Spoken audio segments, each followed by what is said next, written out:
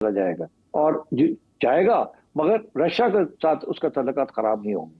वो जो चल रहा है वैसे ही चलेगा, रशिया को कोई फिक्र नहीं है इस बात का। जहां तक चाइना है, चाइना को भी इस बात का पता है कि कभी भी इंडिया चाइना के रिलेशंस ठीक नहीं होंगे as long as Pakistan India के रिलेशंस ठीक नहीं होते, और as long as India China की लीडरशिप को एक्सेप्ट नहीं करता। ये दो चीजें, और जो इंडिया नहीं करने के लिए तैयार। इसलिए उन्होंने तो जिन्हें कहते हैं ना थोड़े से मजे लिए नरेंद्र मोदी को होस्ट करके, थोड़ा सा डोनाल्ड ट्रंप के ऊपर प्रेशर पड़ा और डोनाल्ड ट्रंप और इंडिया के दरमियान कोई थोड़ी बहुत लेन देन हो गई है।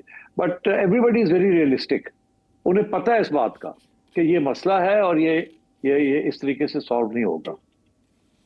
अब आपने कहा कि 1 या 2 माह तक चीजें सेटल होती दिखाई देंगी। उनके कॉमर्स सेक्रेटरी ये कह रहे हैं कि इंडिया आएगा टेबल पर और सॉरी करेगा।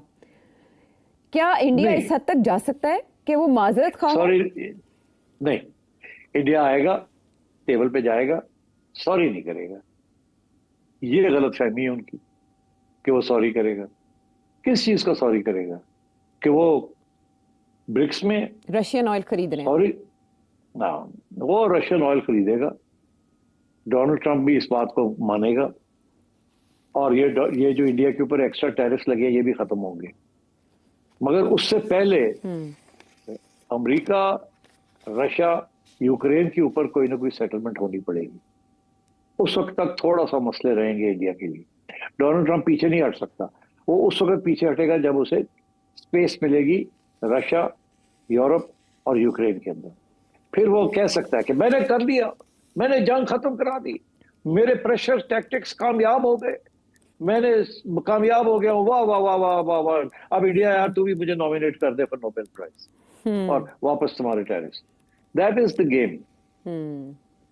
डोनाल्ड ट्रंप के लिए इस वक्त पीछे हटना इतना आसान नहीं है, मगर वो भी हटेगा।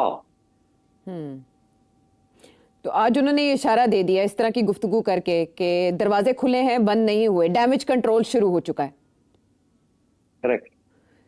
तो इसका मतलब है कि जो सेक्रेटरीज हैं अब उनके ऐसे बयानात भी इंडिया के हवाले से सख्त सामने नहीं आएंगे, जैसे पीटर नवारो का बयान सामने आया और जैसे आज हॉवर्ड लोटनिक उनका बयान सामने आया। मेरा ख्याल नहीं आएंगे और रोक दिया जाएगा सिलसिला। जैसे पाकिस्तान के हवाले से एक वक्त में बयानबाजी शुरू हुई थी, उसके बाद वो कंट्रोल हुई, और ऐसे में जब इंडिया के साथ अमेरिका के ऐसे मामलात हैं तो पाकिस्तानी भी ये सोचने पे मजबूर हो जाते हैं कि किसी भी वक्त प्रेसिडेंट ट्रंप पाकिस्तान के हवाले से भी पैंतरा ना बदल लें। ये खदशा किस हद तक रियलिस्टिक है?